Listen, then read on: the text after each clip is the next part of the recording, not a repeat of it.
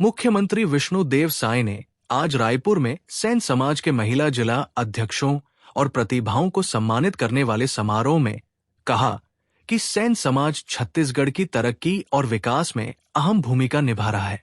उन्होंने कहा कि इस समाज का ऐतिहासिक योगदान सामाजिक, आर्थिक और सांस्कृतिक रूप से अतुलनीय है। आज छत्तीसगढ़ राज्य बाल अधिकार संरक्षण आयोग का 15वां स्थापना दिवस है। मैं इसकी सभी को पहले बधाई देता हूं, शुभकामनाएं देता हूं और इस उपलक्ष्य में आयोग यहां पर एक कार्यक्रम का आयोजन किया है, जिसमें पूरे प्रदेश भर से बच्चे भी आए हैं जो बाल गृह में पढ़ते हैं और आयोग की अध्यक्ष हैं डॉक्टर वर्णिका शर्मा, जिन्होंने बहुत कम समय में 16 अप्रैल को इन्होंने पदभार ग्रहण किया है और इतने कम समय में प्रदेश के 14 जिलों का दौरा करके और बाल अधिकार के क्षेत्र में और कैसे अच्छा काम हो सकता है उन्होंने नामाचार किया है। सार्थक, रक्षक जैसी योजना का शुभारंभ किया है, तो निश्चित रूप से इनकी अध्यक्षता में बाल संरक्षण आयोग और मजबूत होगा और हमारे प्रदेश के जो इस तरह के जिनको आवश्यकता है बच्चे, उनके अधिकारों का संरक्षण हो पाएगा, उनका विकास हो पाएगा। बिल्कुल, एक सप्ताह का विधानसभा सत्र है जो 14 जुलाई से लेकर 18 जुलाई तक चलने वाला है। सर, जातिगत जनगणना को लेकर नोटिफिकेशन जारी हो गया है, कांग्रेस सवाल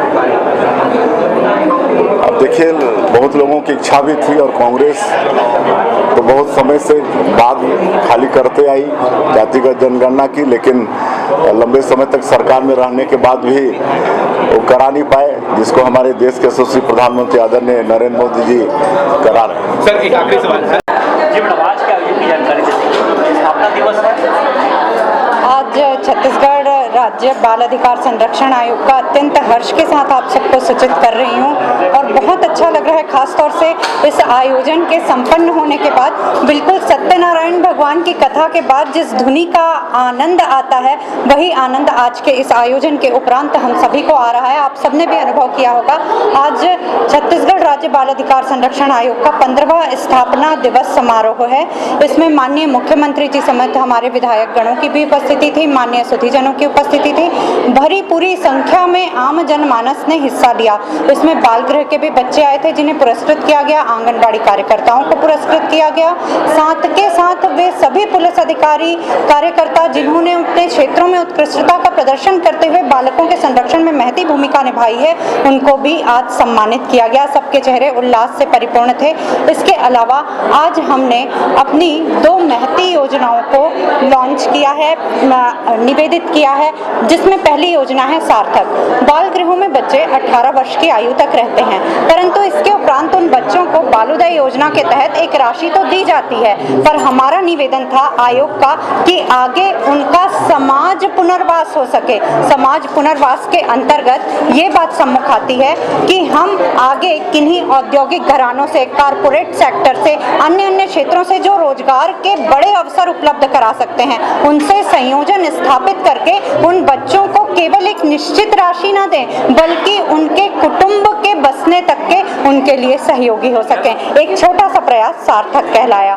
उसके उपरांत एक और भी योजना हमने आगे लाई। आज तक बाल अधिकार संरक्षण नियम को लेकर के कोई भी पाठ्यक्रम नहीं था, तो इस पाठ्यक्रम के लिए एक सिलेबस प्रस्तावित किया है, जिसमें पॉक्सो से लेके विभिन्न एक्ट के संबंध में महीन से महीन जानकारी होगी, जिससे प्रशिक्षित यदि लोग बाल अधिकार के क्षेत्र में आते हैं और अपने कार्य करते हैं, तो इससे समस्या को समझ के कारण अनुरूप निदान प्रस्तुत किया जा सकेगा और इसके लिए सभी यूनिवर्सिटी में इसका एक प्रायोजन रखा जाएगा।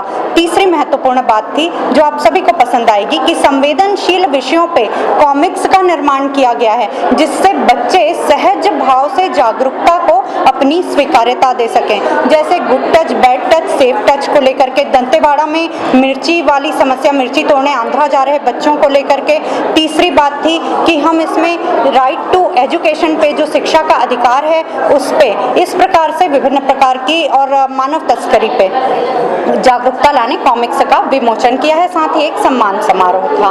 तो इस प्रकार से अपने 41 दिनों के कार्यकाल में मैंने लगभग 14 जिलों का दौरा किया और इन जो क्षेत्रों में समस्याओं का प्राथमिक आंकड़ा एकत्रित किया, उसके आधार पे एक छोटा सा गिलहरी प्रयास आप सबके सामने निवेदित किया। जी जी।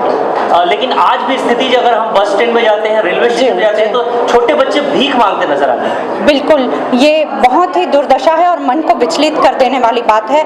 आप निसंदेह अब आप ये सोच सकते हैं कि इस दिशा में हम सब, मैं नहीं, हम सब और ये समाज अनवरत प्रयास करेगा और निश्चित ही इस समस्या पे जल्द ही नकेल कसी जाएगी। ये प्रदेश में जो ड्रॉप आउट के जो मामले हैं उसकी संख्या भी अधिक है, केंद्र के मुकाबले जो छत्तीसगढ़ की संख्या है वो अधिक है। तो इसके देखिए, हमारा छत्तीसगढ़ एक अलग अलग वनांचलों से भी बसा हुआ क्षेत्र है। जब हम वहाँ पे जाते हैं और उनकी सुध लेते हैं और विकास की बयार से, कॉमिक्स यही एक छोटा सा प्रयास है कि हम उनके क्षेत्र में सीधे बड़े डोज की दवाई देकर नहीं, बल्कि कारण अनुरूप निदान प्रस्तुत करके उन ड्रॉपआउट्स बच्चों को अपने से संलग्न करें और उनके भी विकास में एक छोटी सी ही सही परंतु एक भूमिका की शुरुआत कर सकें। Thank you ma'am.